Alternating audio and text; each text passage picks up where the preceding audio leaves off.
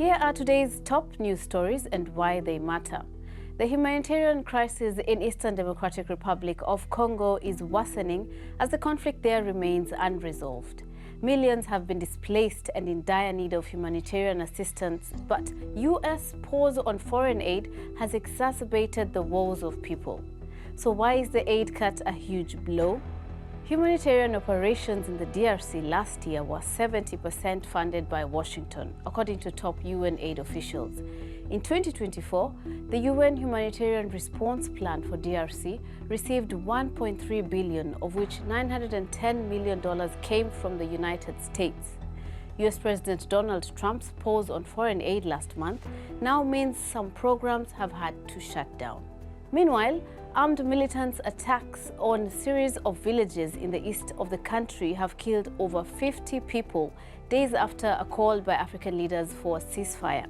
Officials in Ituri province confirmed this and say the Cooperative for the Development of Congo, CODECO militants, a loose association of various Lendu militia groups, were behind the attack.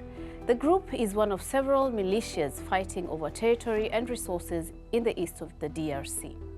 So what impact does this conflict have on the region? Fatu Elikamuloshi provides some answers.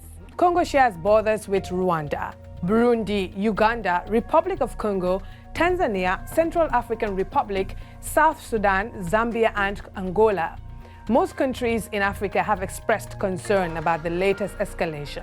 Ce n'est pas le Burundi seulement. La Tanzanie, l'Ouganda, le Kenya, c'est à toute la région, c'est une menace. Si l'Est du Congo n'a pas la paix, la région n'a pas de paix. Burundi has not been linked to any of the armed groups. Tanzanian, South African, and Malawian peacekeepers are stationed in Congo. Uganda occupies a rather ambiguous position in the conflict, with indications that it permits the passage of fighters and supplies.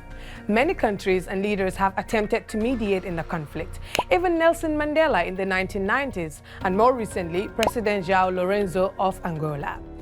Elsewhere, military officials in Somalia's northeastern Puntland state have said their government forces repelled an assault and airstrikes on military bases. The Islamic State armed group was confirmed to have carried out the attacks with suicide car and motorbike bombs. A military official said the 70 militants were killed. What has been the success in fighting these militants? Puntland says its major offensive against Islamic State and a rival Islamist group, the Al-Qaeda-linked Al-Shabaab, has been productive so far. The major offensive launched in December last year has led to the death of dozens of foreign fighters, the capture of several IS bases, and forced a senior commander to surrender. And Israel has threatened to resume fighting in Gaza if Hamas does not release all the remaining hostages. Israel's Prime Minister Benjamin Netanyahu said the militant group must release all hostages by Saturday afternoon. How did we end up here?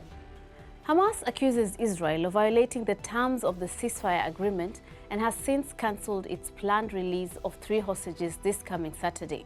The ceasefire deal went into effect on January 19 and largely halted more than 15 months of fighting in the Gaza Strip.